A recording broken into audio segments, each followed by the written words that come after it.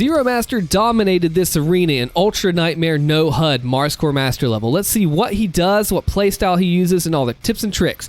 So he uses a Destroyer Blade on the Tyrants when they first spawn in to get that first like 2400 damage jump on both of them. And he is actually one of the early advocates of the Destroyer Blade. He was doing this before anybody else was. Back at his Art Complex, Ultra Nightmare 100%, the Ultra Nightmare speedruns, he was doing the Destroyer Blade super early on the Tyrant that first spawned in.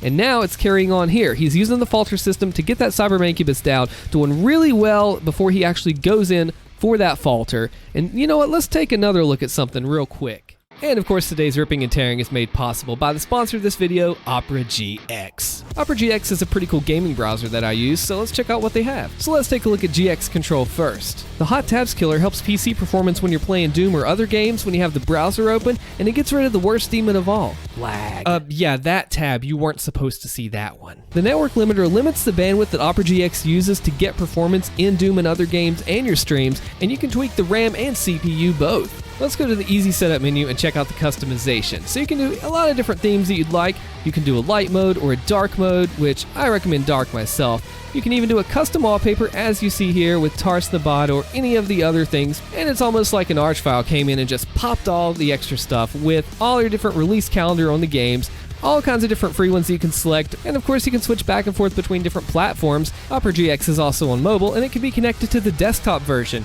I can have a conversation with myself. So head on over to the description, use my link to get Opera GX for free and support the channel at absolutely no cost. One download equals one demon slain. And you know you gotta do your part to stop the invasion, right? So check it out in the description below, and thank you to Opera GX for sponsoring this video. So he keeps his resources on the top because if you look at all the health and armor around the arena that stays up for 20 seconds, he has no HUD. So he has to keep in mind where he's at and what he's doing. I want you to pay real close attention. After he does the Gargoyle Flame, look at all the armor around the arena. I'm pointing to it, like you see that. Another D-Blade on the Cyber Mancubus, but he doesn't quite get the Falter like he needs, so all that armor is there for the taking. Without having a HUD, you have to keep on top mentally of everything, using the Destroyer Blade Falter Beam at the start on the fodder here. Now, let's see what he does for the Doom Hunter waves. Does he Ice Bomb? Perfect. Now he's already charging his Blood Punch back. He gets in a bit of a trouble in that situation with the Carcass Shields, but he's able to maneuver out of there using, watch this, watch very carefully here. He does the Blood Punch, gets blocked in by the shields, he meat hook, aerial, jumps out of there. Because positioning is so important in Doom Eternal, he knew that if he sat there for any longer, he was just going to be wrecked, so he used a meat hook to get up and over and out. Good mobility there, good positioning by Zero Master. Now, of course, he did a little bit of overkill. He did not need the full lock-on for the HK because he's already weakened, but that's okay. That's how lock-on works. That's what you call a Pyrrhic victory, when you use too many resources for what you need. So, of course, lock-on on the Doom Hunter works really well. Oh, very nice. He got the glory kill in. Now, I predicted he would Blood Punch because of the pack of enemies together. I wouldn't get in this situation. I get out of here right now. There's too many enemies around, too nasty of a situation. In a bad situation with the Doom Hunter up close.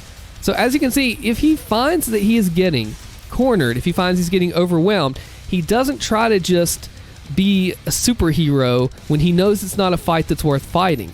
He backs up, reevaluates, re-engages, and says, all right, let me get in a better position for this battle. Okay, he's a huge fan of the big weapons, so let's see what he does here. This is a really tricky section. He's going to top off, not knowing what he has there. Wait for it. Perfect. So now he's got to make his way to the buff totem somehow, using the one charged Destroyer Blades in order to get the carcasses and the prowlers out. Okay, how's he going to... He is in a rough position because the buff totem's all the way on the other side of the arena. He's on this end. Everything's buffed. It's coming at him fast. He's not making any ground. He is killing some enemies. That is nice. But now that he sees that it's not covered anymore, he needs to make a beeline. I would have done maybe a ballista boost right there, but the key point is getting rid of that totem. Gosh, that's a risky Cyber Mancubus, but when you have those falters, it's not so risky anymore. See, meat hooking right off an enemy nearby, off a fodder, into the air. That is a perfect move when you want to make sure that the enemies don't hit you very well, because, hey, standing in the air is a beautiful thing in Doom Eternal, and it really screws with the enemies. All right, what's he going to do with this? He's keeping the glory kills up. That means he's keeping his blood punches charged. He's going to... So he knew the spawn. He tried to go for a blood punch in order to get the jump on the Baron. D-Blade. Look at that, beautiful. And he had the flame, he had the ice to stack completely up off of that Destroyer Blade. Now, the Pain Elemental in the sky is a huge threat in this arena because where it's so wide open, they will just lob Lost Souls at you. So whenever that Pain spawns in, it's got to go first. Lock-on is great for the Pain Elementals. You just saw a Lost Soul eat his rocket. We're going to rewind that. You need to see that again, okay? Watch this Lost Soul eat the rocket. That's the downside of lock-on bursts with Pain Elementals. Watch this. Ready? Well, if he didn't eat the rocket, he was daggone close to it. So he took out the Pain. Now the Baron would probably be another priority. Nothing else triggered in. There's another Pain. So he doesn't actually switch to Arbalest. He likes to do the quick switch and get rid of it. He saw the Baron. Look at this. He saw the Baron out of the left side of his vision, and he knew to get away from him. Watch the left side of the screen after he kills his Pain Elemental. Ready? Baron's coming. He's going to pounce. Boom. He got away from that Baron. Situational awareness is so important in Doom because you have to keep an eye and not develop tunnel vision because you'll get smashed by Barons if you do. I have a full video on that, by the way, if you're interested in seeing it. Stay away from those shield guys. Blood Punch is good to get out of the shield guys. Panic Button, love it. PB Ballista cannot go wrong with that on the Pain. So now, what's he going to focus on? I would focus the Baron down. Arachnotron gets a little bit of love since he's so close to you first, but I don't know, man. Barons are so key. Almost got stuck on the geometry there. He's kind of bouncing around this one little area right now instead of going around, so he's restacking. Remember, he doesn't see what he has. Going in the air. Nice weak point removal. And a PBSSG is fine. He's still close enough to do decent enough damage. Right now, they're just so packed. That's the thing about this arena. It's huge. It's wide open. But holy crap, if you hang out in that same area for a minute, you're going to get ganged up on. And there's so many gargoyles, prowlers, imps. Support fire from the distance that'll really screw you over when you're trying to tackle the pressure barons and the knights and that sort of thing. Okay, so we know he's trying to focus down the Arachnotrons next, it looks like. So good move there. We're going to get another spawn in of the heavies and supers. This one's going to be a double Tyrant again. Destroyer Blade, Ice Bomb, Flame. Perfect, good move. Making use of the PBSSG on the Tyrants as he's close. More D-Blades. This guy's brave. Being very brave. Now remember, Tyrants actually, they take more damage per shell from the SSG. Not more than the max, but you can be further away from a Tyrant and still do decent damage with the SSG. Okay, the Cacodemon is not a trigger enemy for this, so I know he's keeping his eyes out on that. Tyrant's got to go. Tyrant's got to be the priority with this 10,000 health. All right, what do we have? Oh, Whippies. Notice he dashes back on the Whiplashes. Does very well there. Blows the shield guy's shield up. But see, when you get to this phase of the arena, you have to worry about these Cacos, these Whiplashes that work really well together because the Whiplashes come in and pressure you like that. You see those hand motions? I'm told for the Whiplashes. Oh, man. Well, the Cacos fire from the distance. And using, let's look at that one again. Watch the complete combo he places on this Tyrant. He does the frag and the ice. He might get extra damage from that ice on the frag and just constant PBSSG on the frozen enemy with that 25% ice bomb damage. You can't, it doesn't take really much that you can beat that with. All right, keeping stacked up. You notice he does a lot of the Flame Belch ice combos because he got to dash backwards. Okay, this is one thing I would have did different.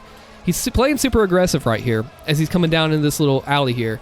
Playing super aggressive, trying to line up D-Blades. Really good shot, though. And he's taking fire, so maybe he did all right there. He wanted to get rid of the Whiplash threat, for sure. And it is clean up from that point. How's he handle this? Pretty dang well. Just knocking them down. Keep it moving because this is a really hard situation to be in. You don't want... the Cyber Mancubi deny your access with the area denial with the goo, and you only have such a small part to move. But he is really pushing forward, staying in the air. Look at all that surface area that goo covered. He doesn't care. He uses the BFG. Good shot there because he didn't want to die. Tries to boost there, almost. This is a tough section too because you don't really have much fodder. Notice how he's staying in the air.